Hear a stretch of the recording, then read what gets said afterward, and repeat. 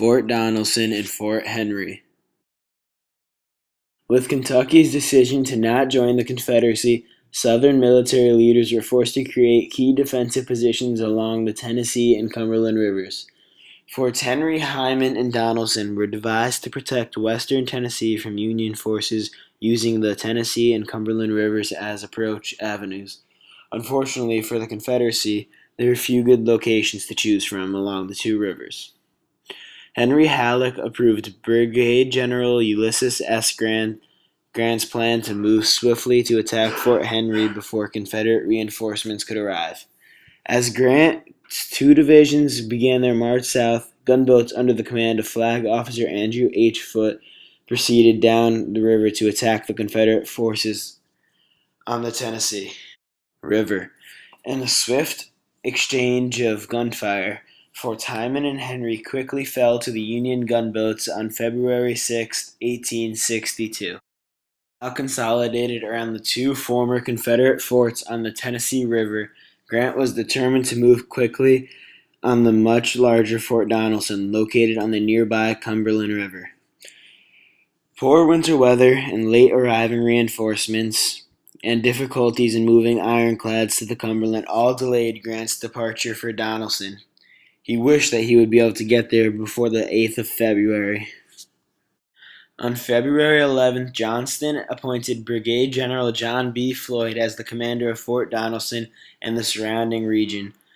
17,000 Confederate soldiers, combined with improved artillery positions on earthworks, convinced Floyd that a hasty retreat was unnecessary. By February 13th, most of Grant's Union soldiers had arrived in the vicinity of Fort Donelson and had begun to arrange themselves around the landward side of the fort. Several inches of snowfall and a cold winter wind sent shivers through both armies. With Grant's reinforced army now blocking the land exit, the Confederate forces knew that they would have to fight their way to freedom.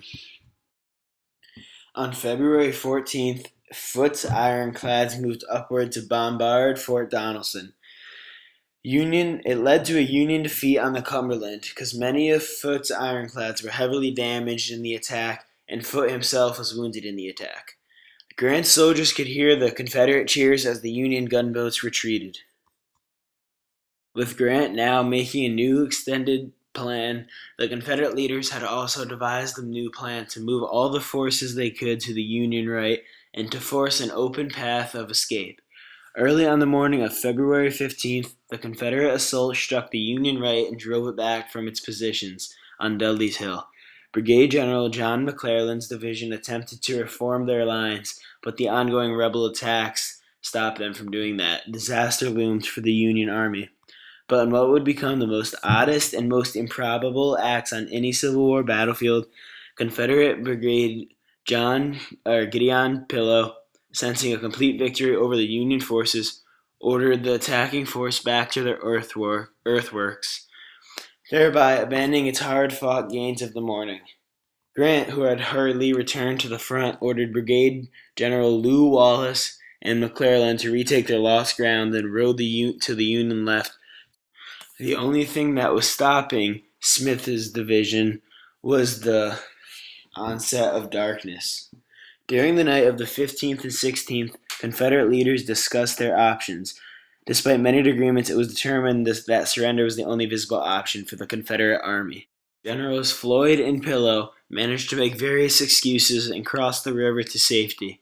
With the Union attack poised to strike Fort Donelson, the Federal soldiers were surprised to see white flags flying above the Confederate earthworks. Brigadier General Simon B. Buckner, now left in command, met with Ulysses S. Grant to determine the terms of surrender. Buckner, who was hoping for generous terms from his old West Point friend, was disappointed to get Grant's response. Grant's response was, "No terms except unconditional and immediate surrender can be accepted. I propose to move immediately upon your works." The great Union victory at Fort Donelson and Grant's uncompromising demand brought an avalanche of acclaim to the brigade general from Point Pleasant. The end.